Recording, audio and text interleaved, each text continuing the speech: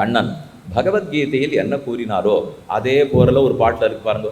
தீயினுள் தெரல் நீ, பூவினுள் நாற்றம் நீ, கல்லினுள் மணியும் நீ, சொல்லினுள் வாய்மை நீ, அறத்தினுள் அன்பு நீ, மரத்தினுள் மைந்து நீ, வேதத்து மறை நீ, பூதத்து முதலும் நீ, வெஞ்சுடர் ஒளியும் நீ, திங்களும் அழியும் நீ, அனைத்தும் நீ, அனைத்தின் உட்பொருளும் நீ, ஆதலின் உறைவும் உறைவதும் இலையே, உண்மையும் மறவியல் சிறப்பின் மாயமார் அணையை.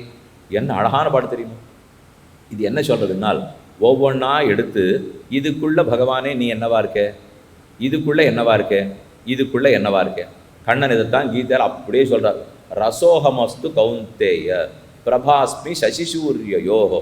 ஏ கௌந்தேய, தண்ணீரில் நான் தான் சுவையாக இருக்கிறேன், நெருப்பில் நான் தான் சுடுகை வெப்பமாக இருக்கிறேன். அதே போல ஒவ்வொன்றுத்துக்குள்ளும் இன்னதான் இருக்கேன். பிரபாஸ்மி சசி சூரியயோகோ, சூரிய சந்திரர்களுக்குள் நான் தான் ஒளியாக இருக்கிறேன். அதை தான் இது சொல்றது. தீயினுள் தெரல் நீ, தீக்குள்ள பகவான் என்னவா இருப்பார், அதனுடைய திறமை இருப்பாருங்க, வெப்பம், அந்த திரளா இருக்கிறாய். பூவினுள் நாற்றம் நீ, பூவுக்குள்ள நாற்றமா இருக்காய். அப்படின்னா மனம்னு அர்த்தம். நாற்றம்னு எல்லாரும் மூக்க பிடிச்சு. துர்நாற்றம்னு சொன்னாதான் தப்புன்னு அர்த்தம். நறுநாற்றம் நாற்றம்னு சொன்னால் நல்லதாக இருக்கும். இப்போ நாற்றத்துழாய்மொழி நாராயணன்னு பாட்டு இருக்குது. உடனே துழாய்மொழி துளசி நாத்தம் அடிக்கிறதுன்னு அர்த்தம். நம்ம பாட்டுக்கு அர்த்தம் பண்ணிக்கூடாது. இங்கே இருக்கிறது இப்போ நாற்றம். அப்போ பூவினுள் நாற்றம் நீ, புஷ்பத்துக்குள்ளே இருக்கிற மனம் நீ தான், கல்லினுள் மணியும் நீ, அந்த கல்லுக்குள்ளே இருக்கிற மணி. ஒரு கல் நல்ல ரத்தனக்கல், அந்த ரத்தனக்கல்லுக்கு ஏற்றம் கொடுக்கறது எது, மணிங்கிறதனுடைய உட்பகுதி, அதுதான் நீ. சொல்லினுள் வாய்மை நீ, என்ன பேச்சு சொல்லா இருந்தாலும் அதில் இருக்கிற உண்மை நீ தான், பேசுகிற பேச்சில் இருக்கிற உண்மை நீ. அறத்தினுள் அன்பு நீ, தர்மங்கிறதுக்குள்ள எது சிறந்த தர்மம், அன்பு, அதுதான் நீ தர்மமாக இருக்க. மரத்தினுள் மைந்து நீ, வேதத்து மறை நீ, வேதத்தில் நீ என்னவா இருக்காய், வேதத்தில் மறைத்து வைக்கப்பட்ட உட்பொருளாக இருக்கிறாய். அப்போ வேதத்தை ஒத்துக்கிறது, வேதாந்தத்தை ஏற்றுக்கொண்டு பிரம்மம் வேதாந்தத்தின் உட்பொருள் என்றும் சொல்லுகிறது. பூதத்து முதலும் நீ, பஞ்சபூதங்களுக்குள்ள முதலான ஆகாசமாக இருக்கிறாய். வெஞ்சுடர் ஒளியும் நீ, நீதான் சூரியன், நீதான் சந்திரன், அனைத்தும் நீ. பொறுமை. சர்வங்கல் விதம் பிரம்மத ஜலாநிதி சாந்த உபாசிதான் உபனிஷத் சொல்றது. நாம் கண்ணால பார்க்கிற இது இத்தனையுமே நீ தான். இது ஆழ்வார் பாடும்போது, நீராய் நிலனாய் தீயாய் காலாய் நடுவானாய், சீரார் சுடர்கள் இரண்டாய் சிவனாய் அயனானாய், கூறார் ஆழி வெஞ்செங்கேந்தி கொடியேன் பால் வாராய், ஒரு நாள் வெண்ணும் மண்ணும் மகிழவே வா.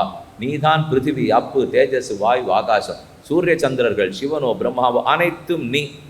ஆரியை அயனை அரணை அலத்தி அபாவத்து வீடு பெத்தான் பாசுரம் இல்லையோ, அதைத்தான் அனைத்தும் நீங்கிறது. அனைத்தும் உட்பொருளும் நீ, அனைத்தும் நீன்னு சொல்லிட்டு விட்டுல, இது ஒவ்வொன்றுத்துக்கு உள்ளேயும் உரைகிறவன் அந்தர்யாமி நீ. இதுதான் வேதாந்தத்தினுடைய முக்கியமான கருத்து. எல்லாம் வெளியில் இருந்தால் தான் அதுகளுக்குள்ள உரைகிறாரோ இல்லையோ, அந்தர்யாமி அந்தராத்மான்னு சொல்றோம். அப்படி நீதான் இருக்கிறாய். உறைவும் உறைவதுவும் இல்லையே, உண்மையும் மறவியின் சிறப்பின் மாயமார் அணையை. இப்படிப்பட்ட பகவன் உன்னைத்தான் நான் பற்றுகிறேன். மேலே சொல்றது, முதல் முறை இடைமுறை கடைமுறை தொழிலில் பிறவா பிறப்பு இலை, பிறப்பித்தோர் இலையே. அழகான வார்த்தை. அதுக்கு தான் சொல்கிறேனே, நீ கொஞ்சம் நிதானமாக படித்து நேரம் ஒதுக்கினா நன்னா சந்தோஷப்படலாம். ஓஹோ, இப்போ நம்ம தமிழ் இவ்வளோ வசதியானா, இதை படித்தா தான் நாம் எவ்வளோ உயர்ந்த தமிழர்கள்னே புரிஞ்சுப்போம். இப்போ தமிழர்னு சொல்லுண்டு தமிழ் பெருமையே தெரியல.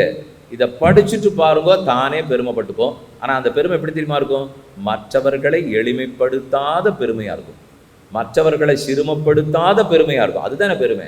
நான் பெரியவன் சொல்லிட்டாலே இன்னொருத்தனை எளியவன் ஆக்கிட மாட்டேன் சுவாமி, அவனையும் பெரியவன் ஆக்குவேன். அப்படிங்கிறது தான் நமக்கு இருக்கிற பெருமையே. சொல்லுகிறார், முதல் முறை இடைமுறை கடைமுறை தொழிலில் பகவான் முத்தொழில்களை பண்ணுறாராம். முதன்முறை தொழில்னால் படைப்புன்னு அர்த்தம், இடைமுறை தொழில்னால் காத்தல்னு அர்த்தம், கடைமுறை தொழில்னால் அழித்தல்னு அர்த்தம். முத்தொழில்னு சொல்லிட்டார் பாருங்க.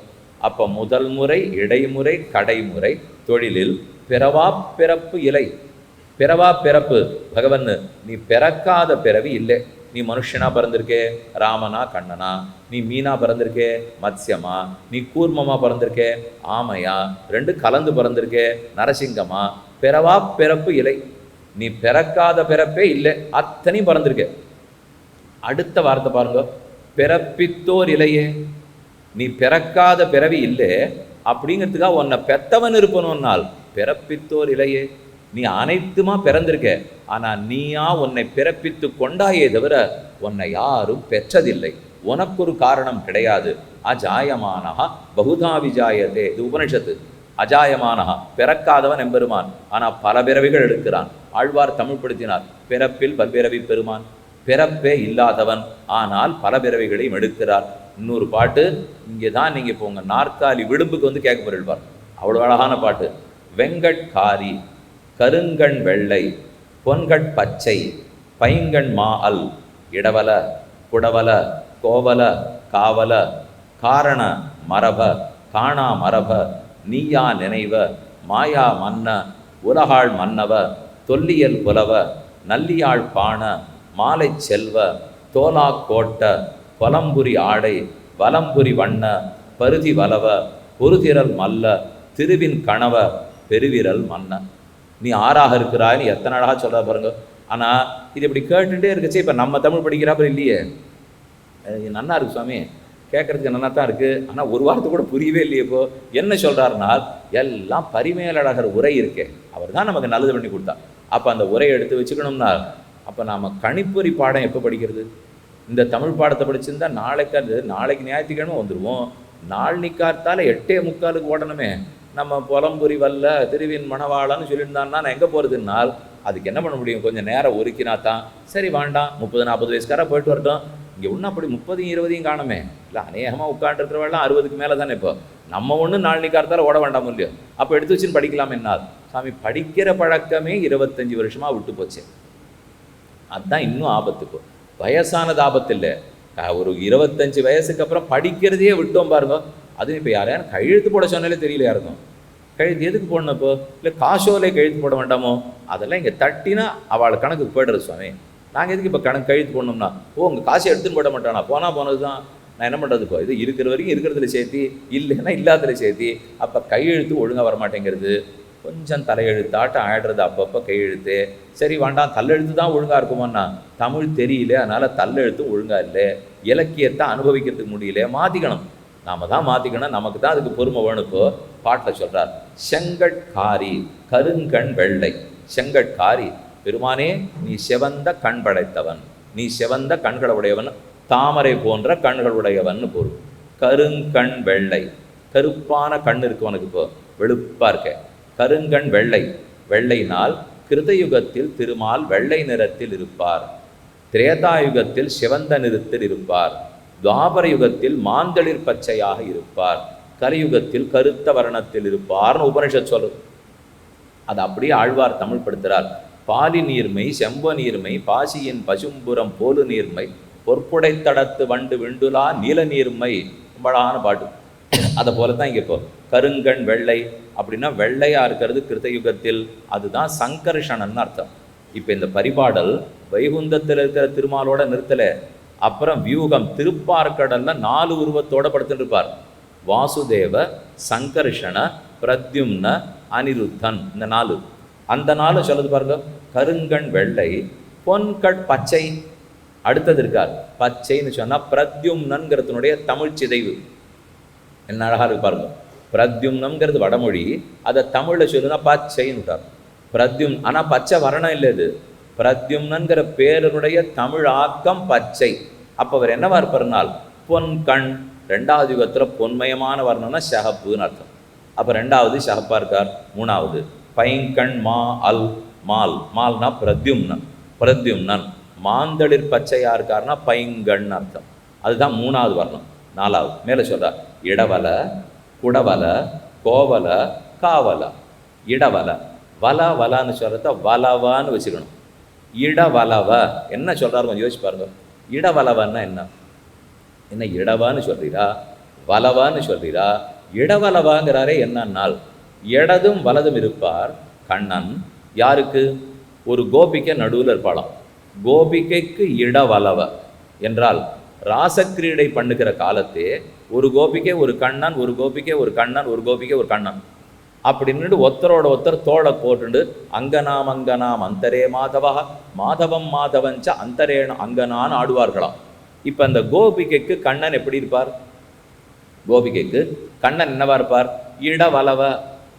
ஏன்னா இடது பக்கம் இருக்கார், வலது பக்கம் இருக்கார் இல்லையா? அப்போ கோபிகைக்கு கண்ணன் இடதுபுறமும் வலதுபுறமும் இருக்கவே, ஏ கண்ணனே இடவலவாங்கிறார். அப்போ இடவலவான்னு சொன்னதுனால என்ன தெரியுது? கண்ணனா பிறந்தவர் இவர் தான். ராசக்கிரீடை கிருஷ்ணாவதார சேட்டிதம், அது வரைக்கும் வந்துருது. இடவலவ குடவல, குடவல கண்ணன் குடவலவன்னு வச்சுக்கோ. அப்படின்னா குடக்கூத்தாடுறவர்னு பொருள். இந்த பக்கம் 4 குடம், இந்த பக்கம் 4 குடம், தலையிலெல்லாம் குடம், தோல்லெல்லாம் குடம், அப்படியே குடத்தை போட்டு ஆடுவாராம். இதைத்தான் குடமாடு கூத்தர்னு ஒரு பெருமாள் திருநாங்கூர் பக்கத்தில் இருக்கார். சீர்காழி பக்கத்தில் 11 திவ்யதேசங்கள், திருநாங்கூர் திருப்பதிகள், அதில் குடமாடு கூத்தர்னு ஒருத்தர் உள்ளார்.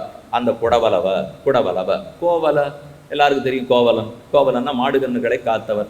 காவல மாடுகன்றுகளை மட்டுமில்லை, என்னையும் உங்களையும் காப்பாற்றுறவர். அனைத்துலகத்தையும் ஜகத்துக்கு ரக்ஷகன் காவல. அப்ப இடவல, குடவல, கோவல, காவல. காணா மரப, யாரான்னு உன்னை பார்த்துருப்பார்களா? எந்த தேவதையானு பார்த்துட்டேன்னு சொல்லுவான்னால், பெண்ணுலாம் சடையினாலும் பிரமனு முன்னை காண்பான், எண்ணிலா ஊழி ஊழி தவம் செய்தார் வெள்கி நிற்பர்.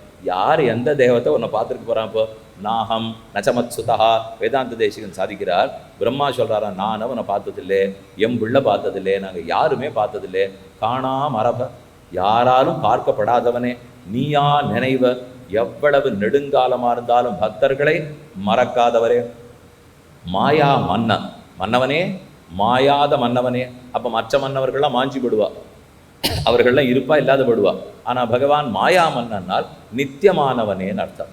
ஒரு நாளும் அழிவில்லாதவனே, மாயாத மன்ன, மன்ன உலகாள் மன்னவ, உலகத்தை ஆளக்கூடிய அரசனே. தொல்லியல் புலவ, தொல்லியல், தொல்லியல்ங்கிறது தான் வேதம்.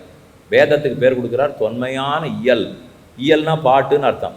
தொல்லியல் பழமையான பாட்டு, புலவ அந்த பழமையான வேத பாடல்களாலே பாடப்பட்டவனே. நல்லி யாழ் பாண, யாழின் இசையேன்னு ஆழ்வார் சாதிக்கிறார். அப்ப யாழ் போன்ற இனி இசை உள்ளவனே. மாலை செல்வ, மாலை செல்வன்னா சாயங்கால செல்வன் அர்த்தம் இல்லை. மாலை செல்வம்னா அதோ மாலை போட்டிருக்கார். வைஜெயந்தி வனமாலையை தரித்தவனே. மாலை செல்வ தொல்லியல் புலவ நல்லியாழ் பாண மாலை செல்வ தோலா கோட்டர், தோலாத கோட்டர், என்னைக்கும் தோல்வியை இல்லாத சங்கை கையில் கொண்டவனே. பொலம்புரி ஆடை, பொலம்புரி ஆடை வலம்புரி வண்ண, அழகான பொன் ஆடை அணிந்திருப்பவரே. வலம்புரி வண்ணனே பருதி வலவ, சக்கரத்தை பிடித்தவரே. பொருதிரல் மல்ல, முஷ்டிக சாணூரன் முதலான மல்லர்களை அழித்தவரே.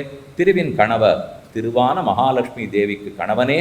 பெருவிரல் மல்ல, பெரிய வெற்றி உடையவனேன்னு ரொம்ப தெளிவாக சாஸ்திரத்தை பற்றி சம்பிரதாயத்தை பற்றி எப்படி திருமால் இருக்கிறாருங்கிறத எல்லாத்தையும் சொல்லிட்டார். இன்னும் ஒரே ஒரு பாட்டு சொல்லிடுறேன். 4ஆம் பரிபாடல் பார்த்துட்டு அப்புறம் நிறையா இருக்குது. 14 கீழ்கணக்கு பார்க்கணும், 18 பார்க்கணும், 8 தொகை அகநானூறு புறநானூறுலாம் பார்க்கணும்னு ரொம்ப மணி இல்லை. அதனால் சீக்கிரம் வேகமாக பார்த்துருவோம்.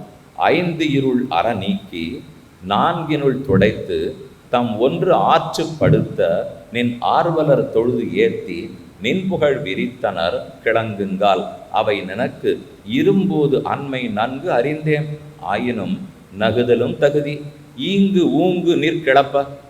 நான் உன்னை பற்றி என்னன்னு பாடியிருக்கேன் தெரியுமோ? யோகம் தியானத்தை பற்றி அழகாக சொல்கிறாரு. தியான யோகத்தால் பெருமானை கண்டுவிடலாம், அதுதான் விஷயம்.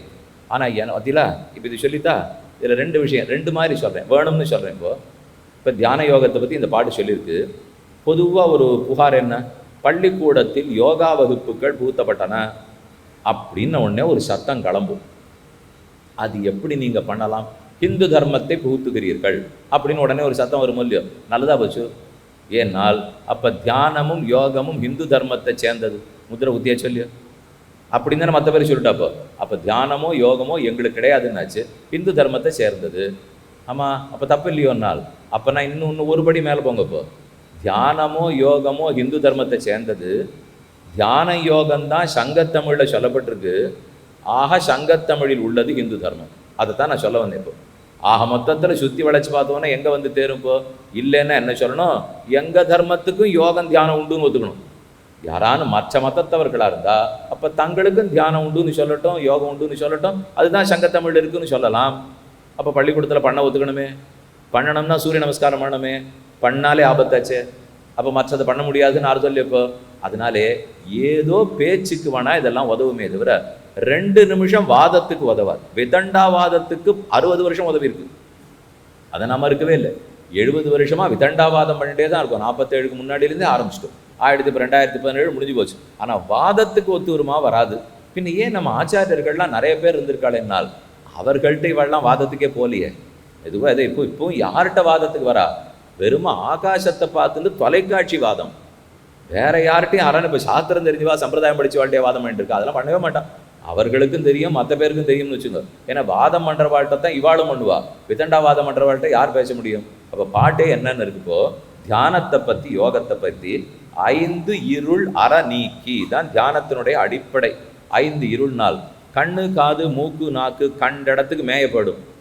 அது ஒவ்வொன்றத்தினாலே மனசுக்கு இருட்டு வந்துடும். அதைத்தான் புலன்களை அடக்கின்னு சொல்ல வர. இழைப்பின இயக்கம் நீக்கி இருந்து முன் நிமையை கூட்டி அளப்பில் 50 அடக்கி அன்பவர் கண்ணே வைத்து துளக்கமில் சிந்த செய்து துளக்கமில் தோன்றில் ஆங்கே விளக்கின விதியில் காண்பார் மெய்மீர் காண்பிற்பார் ஏன்னு திருக்குறுந்தாண்டகத்தில் திருவங்கியாழ்வார் பாசம். அப்படியே இதை பார்த்தது தான். அது இப்போ 5 இருள் அற நீக்கி, கண்ணு, காது, மூக்குனால வர்ற இருட்டை நீக்கி, 4 துடைத்து மனசை தெளிவாக வச்சுக்கிறதுக்கு அதை அப்பப்போ இப்போ இந்த கீழெல்லாம் அழுக்காக இருந்ததுன்னா ஏதோ அதுக்கெல்லாம் போட்டு துடைக்கிறோம் பாருங்க. அது ஒரு 10 ரூபா கொடுத்து வாங்கிட்டு வார். அதை போட்டு அலம்பி தள்ளினா போயிடுங்கிற அளவுக்கு. அதை போல் இந்த மனசுக்கு ஒரு 4 வச்சு நன்னா தொடச்சி விடணுமா. அதை 4 பற்றி சொல்கிறார். மைத்ரி, கருணா, முதிதா, உபேக்ஷா. இதான் 4. மைத்ரி நட்பு, கருணா யாருக்கானு கட்டம் வந்ததுன்னா ஓடி போய் இறக்கப்படும் தன்மை, கருணா, மைத்ரி, முதிதா இன்ப துன்பங்களை சமமாக நினைக்கும் தன்மை. அப்புறம் கடைசியாக உபேக்ஷா, நமக்கு எது வாண்டாமோ வாழ்க்கைக்கு போனால் பொழுது எனக்கு வாண்டான்னு விட்டுணும். கிட்டாதாகில் வெட்டன மரான்னு சொல்லுவாள். நமக்கு கிடைக்காதுன்னா சட்டுன்னு வெட்டி விட்டுணும். கிடைக்கலையேன்னு உட்காந்து அழுதுந்தோன்னு வச்சுக்கோங்க. அதான் இல்லையே விட்டுட்டு போமே சாமி. நீ எத்தனை நாள் அது பின்னாடி ஓடிட்டு இருக்கு போறீங்க. நமக்கு ஒன்று கிடைக்கலன்னா கிடைக்கலையேன்னு வருத்தப்படுவோம். கிடைச்சிடுத்துன்னு வச்சுங்க, இன்னொன்று கிடைச்சா தேவையில்லைன்னு உட்காந்துருவோம்.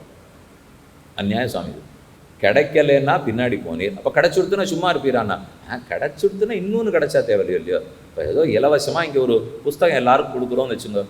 உங்களுக்கு வேண்டியது முதல்ல வாங்கினுட்டு இன்றைக்கி என்னுடைய ஓர்படி கூட வந்திருக்கணும், ஆனால் அவள் வரல, நேற்றுக்கு வந்திருந்தா இன்னொரு புஸ்தகம் கொடுக்குறீடான்னு. இவளும் ஓர்படியும் பேசின்னு இருக்க கூட மாட்டா 10 வருஷமா.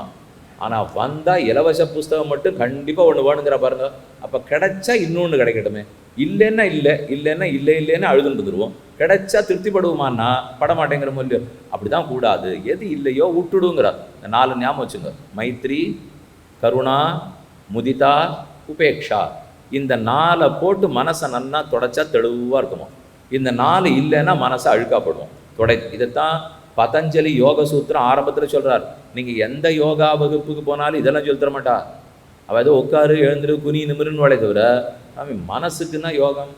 ஆசனங்கள்னு சொன்னால் கைகால நிமித்துறது. யோகம்னு சொன்னால் மனதை ஒரு நிலைப்படுத்துறது. நம்ம யோகத்தையும் ஆசனத்தையும் குழப்பிக்கூடாது. யோகம் நன்னாவரணங்கிறதுக்காக நம்மளை தயார்படுத்தி கொள்ளும் முயற்சி தான் ஆசனம். ஏன்னா ஆசனம் பண்ணி உடம்பு தயாராகணும், யோகம் வரும். நம்ம யோகமே ஆசனம் நினச்சுடுறோம். யோகம்ங்கிறது மனசுக்கு, ஆசனம்ங்கிறது உடம்புக்கு. உடம்பு கட்டுப்பாட்டுக்குள்ளே வந்தால் தானே மனசு ஒரு நிலைப்படும். அது கூறுகிறார். அப்படி 4 துடைத்து தம் ஒற்று ஆற்றுப்படுத்த, தம் ஒன்று அந்த தியானம்ங்கிற ஒன்றில் தன்னுடைய எல்லாத்தையும் ஆற்றுப்படுத்தன்னா அந்த வழியில் செலுத்த, நின் ஆர்வலர் தொழுது ஏற்றி. உன்னை பற்றி இருக்கிற பக்தர்கள் தான் இப்படி தான் தியானம் பண்ணுறார்கள். பகவான் நின் ஆர்வலர், சமூக ஆர்வலருங்கிற பாருங்க. இவர் சொல்லியிருக்கார் ஆர்வலர், ஆனால் அவர் சமூக ஆர்வலரை சொல்லலை, பகவான் இடத்துல ஆர்வலருங்கிறார். அப்போ நின் ஆர்வலர் தொழுது ஏற்றி நின் புகழ் விரித்தனர். உன்னுடைய புகழை பற்றி ஓஹோன்னு பாடினா கிளங்குங்கால். அதை நான் யோசிச்சு பார்த்தா அவை நினக்கு இரும்பூது அண்மை நன்கறிந்தோம். ஆனால் இவர்கள்லாம் இவ்வளவு மெனக்கட்டு உன்னை பற்றி ஸ்தோத்திரம் பண்ணுறாளே, இதெல்லாம் உனக்கு பெருமையான்னா ஒன்றும் இல்லை. அத்தனையும் உனக்கு இயற்கைன்னு தெரிஞ்சுவிட்டேன். உனக்கு ஒன்று புதுசாக நாங்கள் பாடினத்தினாலேயோ பாடாத்தினாலேயோ வரப்போகிறது இல்லை. இப்போ அவை நினக்கு இரும்பூது அண்மை நன்கறிந்தோம் ஆயினும் நகுதலும் தகுதி. அதனால் பெருமானை பற்றி ஒரு 100 பாட்டு ரொம்ப நன்னா ஸ்தோத்திரம் பண்ணேன் அப்படின்னு வரான். உடனே ஒரு பெருமிதமாக இருக்குமா, நான் ஸ்தோத்திரம் பண்ணி அவருக்கு என்ன புகழை ஏற்படுத்திட்டேன் பாருன்ட்டு. கொஞ்சம் சத்தமில்லாத பின்னாடி போயிட்டு நகுதலும் தகுதி, என்னை நானே பார்த்து கேலியாக சிரிச்சிக்க வேண்டியதாங்கிறார். நான் என்ன பாடி அவருக்கு புதுசாக பெருமை வந்துட போகிறது. இப்போ நான் பண்ண அசட்டுத்தனத்தை பார்த்து எனக்கே சிரிப்பாக இருக்குது. சங்கு ஈங்கு ஊங்கு நிற்கிழப்ப, பின்ன என்ன தெரியுமோ பேசியிருக்கேன், அங்கே இங்கே இங்கே அங்கேன்னு ஒவ்வொரு பாட்டு எதுவோ எடுத்து பேசியிருப்பேன். உன் பெருமையிலே 100 மணி துளி பேசியிருப்பேனே தவிர அதை ஞானம் பேசி முடிச்சிட முடியுமா? இப்போ நம்மளே என்ன பண்ணிட்டு இருக்கோம், பரிபாடல்னு ஆரம்பிச்சுட்டு அதையே பார்த்துட்டு இருக்கேன். மணி ஆகிடுத்தே இங்கேருந்து அங்கே தாவலாமா, அங்கேருந்து இங்கே தாவலாமா. இந்த ஹனுமார் ஏதோ 100 யோஜனை கடலை தாவினாராமே, நம்ம வேணா ஒரு 8 பாட்டு தாவிடலாமா இப்போ? ஏன்னா மெதுவாக போயிட்டு இருக்கேன், இன்னும் மற்றதெல்லாம் பார்க்கணுமே. தாவர வேற தான் இப்போ பார்த்துட்டு இருக்கேன். ஏதோ ஒரே கட்சியிலேருந்து தாவிட்டு இருக்கேன்னு இல்லை. மாயோன் கொப்புள் மலர்ந்த தாமரை பூவொடு புறையும் சீரூர் பூவின் மதுரை பட்டணத்தை பற்றி விளக்குகிறான் பரிபாடல். 8வது பாட்டில் இப்போ சொல்கிறார், அழகான பாட்டு. மதுரை மாநகர், எல்லாருக்கும் தெரிந்த மாநகர். மதுரை மாநகர் தானே சங்கத்தமிழுக்கே பிறப்பிடம். அங்கே தானே சங்கத்தமிழர்கள் எல்லாரும் இருந்து வளர்த்துருக்கா. அந்த ஊர் எப்படிப்பட்டதுன்னு சொல்கிறார். ஒரு ஊருக்கு உதாரணம் சொல்கிறச்சே கூட அவருடைய எழுத்து எப்படி போகிறது பாருங்க. மாயோன் கொப்புள் மலர்ந்த தாமரை பூவொடு புறையும் சீரூர். மதுரை எப்படி இருக்கும்னால், மாயோன் சீமன் நாராயணன், அவனுடைய கொப்புள் அவனுடைய நாபி கமலத்து தாமரை. அந்த தாமரை எப்படியோ மதுரை அப்படி தாங்கிறார். அப்போ பெருமானுடைய நாபியில் இருக்கக்கூடிய தாமரை, அதை போல எங்கள் ஊர் மதுரை. பூவின் இதழ் அனைத்து அணைய தெருவம். அந்த தாமரை பூவில் இருக்கிற இதழ்கள் எப்படியோ மதுரையில் இருக்கிற தெருவான். அந்த தாமரையில் இருக்கிற இதழ்கள் 1000 இதழ்கள் இருக்குது. எங்கள் மதுரையில் 1000 தெருக்கள் இருக்குது. இதழகத்து அரும்பொருட்டு அனைத்தே, இதழகத்து அரும்பொருட்டு அனைத்தே அண்ணல் கோவில். அந்த மதுரைக்கு நடுவில் அண்ணல் கோவில் இருக்குது. எந்த அண்ணல்? இதே அண்ணல் கூடலழக பெருமாள், பெரிய பெருமாள் கூடலழகர் இருக்காரு. அது எப்படின்னால், அந்த தாமரையினுடைய மொட்டு, அந்த தாமரைக்கு நடுவில் தாமரை கொட்டை இருக்கு பாருங்க, அந்த மொட்டை போலத்தான் நட்ட நடு ஊரில் இருக்குது. இப்பவும் கூடல் மாநகர், பேரே கூடல் மாநகர், பெருமாளே கூடலழக பெருமாள். கூடலழக பெருமாள் இருக்கிறதே நட்ட நடு. அப்போ அந்த தாமரை ஆட்ட மதுரை, தாமரை இதழ்களை போல தெருக்கள், தாமரையினுடைய மொட்டை போல கூடலழகர் கோவில். அண்ணல் கோயில் தாதின் அணையர் தன் தமிழ் குடிகள், தன் தமிழ் குடிகள். அந்த இருக்கக்கூடிய தாத்துன்னா தாமரையில் தாதுக்கள் இருக்கும் இல்லையோ, தமிழ் கூறு. இங்கிருந்து யாரெல்லாம் தமிழ் படிச்சிருக்காளோ மதுரை தமிழர்கள் எல்லாம் அந்த தாமரை பூவின் தாதுக்களை போன்றவர்கள். இன்னொன்று சொல்லாபம், மதுரைக்கு நிறைய பேர் வந்துட்டு போவாளாம். ஏன்னா அந்த ஊர் நிறைய சோறு போடும், வந்தவர்கள் எல்லாம் வாழ்விக்கும். அதனால் பல பேர் வராளோ இல்லையோ, அந்த தாமரையிலேருந்து பெருகுகிற தேனை குடிக்க வருகிற தேன் போன்றவர்கள் வெளியூர்காரர்கள். அந்த தாமரையிலேருந்து தேன் ஒழுகிறதா, அந்த தேனை சாப்பிட்டு வாழ்ந்துக்கலான்ட்டு வெளியூர்லேருந்து புலவர்கள்லாம் வருவாளாம். அவர்களை வாழ்வித்து சம்பாவனை பண்ணுவாளாம். அப்படித்தான் மதுரை மாநகரம் ஏற்றம். தன் தமிழ் குடிகள் தாதுன் பறவை அணையர் பரிசில் வாழ்னர் பூவினுள் பிறந்தோன் நாவினுள் பிறந்த. பூவினுள் பிறந்தோன் பிரம்மா நேரம் ஒத்துனுட்டார். அப்போ பிரம்மாவை பற்றி நான்முகனை பற்றி தான் பரிபாடல் பேசுறது. பூவினுள் பிறந்தோன் நாவினுள் பிறந்த நான்மறை கேள்வி. அந்த பிரம்மாவனுடைய 4 நாக்கில் விடாமல் ஓதிக்கொண்டிருக்கிற 4 வேதங்கள், ரிக்வேதம், யஜுர்வேதம், சாமவேதம், அதர்வண வேதம். அந்த 4ம் நாவினுள் பிறந்த நான்மறை கேள்வி. நவில் குரல் எடுப்ப காலங்கார்த்தால வேதம் ஓதிய அந்தணர்கள் எல்லாம் மதுரையில் கோன் வசந்த குரலில் வேதம் சொல்வாளாம். ஹா உ ஹா உ ஹா உ அகம் அன்னம் அகம் அன்னம் அகம் அன்னம் அகம் அன்னாதா அகம் அன்னாதா அகம் அன்னாதா அஹத்விஷ்லோகிருத் அஹத்விஷ்லோகிருத் அஹத்விஷ்லோகிருத் அஹமஸ்மி பிரதமஜாருதாஸ்ய பூர்வம் தேவேபியோ அமிர்தஸ்ய நாபாயி யோமா ததாதி சைதேவ மா வாஹ. ஒரு வரத்த குரலில் சொல்வாளாம். அவள் காலங்கார்த்தால் 4 மணிக்கு சொல்கிற சத்தம் கேட்டு மற்ற மக்களெல்லாம் எழுந்திருப்பாளாம். என்ன தெரியுமா முத்தாய்ப்பு வைக்கிறார் இருப்பவர்? இது பாண்டிய மன்னவனுடைய மதுரையில் நடக்கும். ஆனால் சோழ தேசத்திலும் சேர தேசத்திலும் கோழி கூவி எழுந்திருப்பார்கள். அந்த குறை எங்கள் ஊருக்கு இல்லைன்னு முடிச்சிட்டார். இந்த பரிபாடல் சொல்கிற புகழ் என்ன தெரியுமோ? சோழ தேசத்து முழுக்க கோழி கூவி கார்த்தால எழுந்திருப்பாளாம், சேர நாடு முழுக்க கோழி கூவி எழுந்திருப்பாளாம். ஆனால் மதுரையில் மட்டும் வேதம் கூவி எழுந்திருப்பாளாம். அப்போனா எங்கள் ஊர் பெருமை எவ்வளோ இருப்பாருங்க. அப்போ வேதத்தை ஒத்துண்டாகி விட்டது. பிரம்மா படைக்கப்பட்டான், அவனிடத்தில் இருக்கிற 4 வேதங்கள். திருமாலுடைய நாபி கமலத்தில் பிரம்மா, அந்த நாபி கமலத்தை போல தான் மதுரை, அதில் இருக்கிற தாதுக்களை போல தமிழர்கள். அத்தனை இந்த ஊர் பாடு போகும். எத்தனை நாழி பேசியிருந்தாலும் இந்த ஒரு பானை சோற்றுக்கு ஒரு சோறு பதம் அவ்வளோ தெளிவாக இருக்குது. மேலே ஏம இந்துயில் எழுதல் அல்லதை வாழிய வஞ்சியும் கோழியும் போல கோழியின் எழாது. வஞ்சி கோழின்னு சொல்கிறது தான் வஞ்சி மாநகரங்கிறது கேரளம், கோழி மாநகரங்கிறது தான் உறையூர், கோழி சோழ தேசம். அப்போ இந்த 2 பேரதை போல இல்லையா இப்போ? ஆனால் எங்கள் ஊர் வாழிய, ஏன் கோழியின் எழாது என் பேர் ஊர் துயிலே. மதுரையில் தூங்கிட்டு இருக்கிறவாள்லாம் வேதம் ஓதுதலை கேட்டு எழுதிட்டு இருக்கானா? அப்போ என்ன சாமானியப்பட்ட ஊரா எங்களுது என்ன சங்கப்புலவர்கள் பாடியிருக்கணும்னால் எவ்வளவு ஏற்றம். அப்போ பரிபாடல்லேருந்து ஒரு 4-5 பாட்டு பார்த்துட்டோம். கேட்ட 10 கேள்விகளுக்கு இத்தனை நாள் இந்த பாட்டிலேருந்தே உங்களுக்கு பதில் கிடச்சிருக்கும். நீங்கள் உங்களுக்கு வீட்டு பாடம் இருக்குப்போ 10 கேள்வியை நினைவுபடுத்திக்கணும், பார்த்த பரிபாடலை நினைவுபடுத்திக்கணும், அந்தந்த கேள்விக்கு எங்கே பதில் இருக்குதுன்னு நாளைக்கு வரைச்சே எழுதினு. நான் கேட்க மாட்டேன், உங்களுக்கு தான். ஏன்னா நாளை கேட்க போகிறேன்னு சொன்னால் வராது இருந்துட்டுலாம். அதனால தான் நேரம் பார்ப்போம். அடுத்து தொல்காப்பியம், அது கொண்டு தான் தமிழே. தொல்காப்பியம் இல்லாட்டா தமிழே இல்லை. அது என்ன அழகாக எடுக்கிறது பாருங்க. மாயோன் மேய காடுரை உலகமும் சேயோன் மேய மைவரை உலகமும் வேந்தன் மேய தீம்புலன் உலகமும் வருணன் மேய பெருமணல் உலகமும். தமிழர்னு சொன்ன உடனே எதை பற்றி பேசுவோம்? முல்லை, குறிஞ்சி, மருதம், நெய்தல், பாலை, ஐந்திணைகள் உண்டா? தமிழ்னு ஆரம்பித்தாலே இதானே. இப்போ என்னமோ ஐந்திணைகள்ங்கிறது தமிழர்களுக்கு மட்டுமே சொந்தம்னு நினச்சிட்டு இருப்பா. மராட்டியர்களுக்கும் உண்டு, வங்காளத்தவர்களுக்கும் உண்டு, ஹிந்திக்காரர்களுக்கும் உண்டு, வடமொழிக்காரர்களுக்கும் உண்டு. இன்னும் சில வார்த்தையெல்லாம் வச்சுட்டு இது நமக்குன்னு சொந்தம் கொண்டாடிட்டு கூடாது. எல்லாம் பொதுவாக உலகத்தில் இருக்கிற எல்லாருக்கும் தான் உண்டு. மலையும் மலையை சார்ந்த இடங்களும் தமிழ்நாட்டில் மட்டும்தான் இருக்கான்னா? உத்தரப்பிரதேசில் இல்லையா? கடல் சார்ந்த இடம் வங்காளத்தில் இல்லையா? மராட்டியத்தில் இல்லையா? எல்லா இடத்துலையும் இருக்குது. ஏன் வேறு நாட்டில் இல்லையான்னா? எல்லா இடத்துலையுமே இருக்குது. எதில் சொந்தம் கொண்டாடிடுமோ அதில் கொண்டாடிப்போம். எங்கே பெருமைப்பட்டுக்கணுமோ அங்கே பட்டுப்போம். தேவையில்லாத இடத்துல பெருமைப்பட்டுணும்னா அப்புறம் குட்டுப்படணும். யார் தாங்கிறது சொல்லணும்? தேவையான இடத்துல மட்டும் பெருமைப்பட்டுப்போம். 4 தெய்வங்கள் எடுக்கிறார். மாயோன் திருமால், சேயோன் சகப்பு வர்ணத்து முருகன், வேந்தன் தேவர்களுக்கு தலைவனான இந்திரன், வருணன் வருண பகவான். இந்த 4 பேர் எதற்கு தலைவர்கள்? முல்லை நிலத்துக்கு தலைவன் திருமால், குறிஞ்சி நிலத்துக்கு தலைவன் முருகன், மருத நிலத்துக்கு தலைவன் இந்திரன், நெய்தல் நிலத்துக்கு தலைவன் வருணன். 4 நிலத்தை எடுத்தாச்சுப்போ.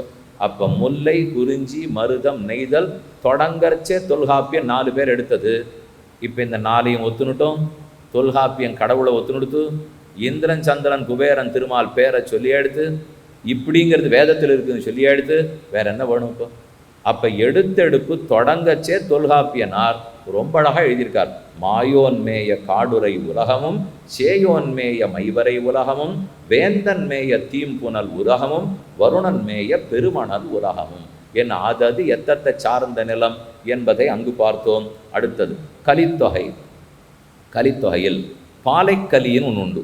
அப்படின்னால் முல்லைக்கனி, மருதைக்கலி, பாலைக்கலி அப்படின்னா ஒவ்வொன்றுத்துக்கும் ஒரு கலின்னு இருக்கும். கலித்தொகைன்னு கேள்விப்பட்டிருப்பீள். 5 நிலங்கள் இருக்கும் இல்லையோ?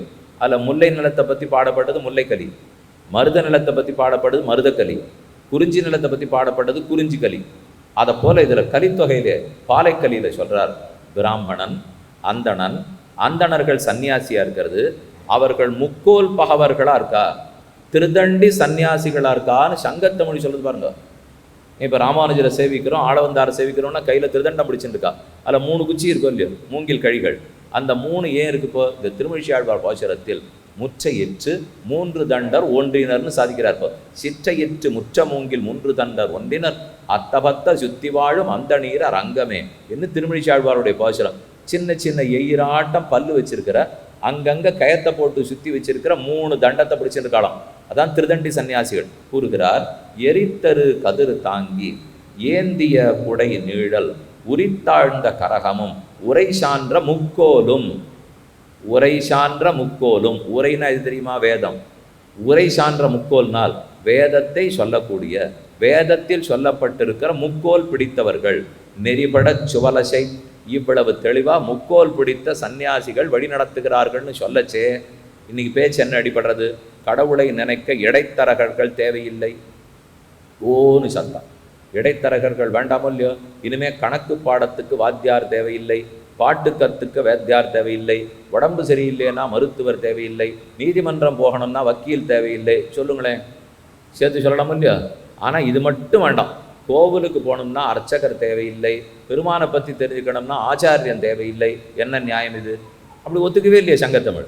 சங்கத்தமிழ் குருவை ஒத்துக்கிறது, சன்னியாசிகள் வழி நடத்தினார்கள் ஏற்றுக் கொடுக்கிறது. நெறிப்பட சுவலசை இவ்வேறாரா நெஞ்சத்து குறிப்பேவல் செயல் மாலை கொலை நடை அந்த நீர் வெவ்விடை சலன் மாலை ஒழுக்கத்தீர். முக்கோல் பிடித்த அந்தணர்களே ஒழுக்கத்தோடு நீங்கள் இருக்கணும். நீங்கள் ஒழுக்கத்தோடு இருந்தால் மற்ற எல்லாரும் ஒழுக்கத்தோடு இருப்பார்கள். விட்டு கொடுத்துடாதீங்க. சக்கரகோள் பொழுதினான் ஒலி நீவி எனனாரை முக்கல்கோள் அந்தணர். அந்தணர் முதுமொழியின் நினைவார் போல் என்னும் முதுமொழியாகிற வேதத்தை இடவிடாமல் அந்தணர்கள் சூடிக்கொண்டிருந்தார்கள். கொண்டாடுறது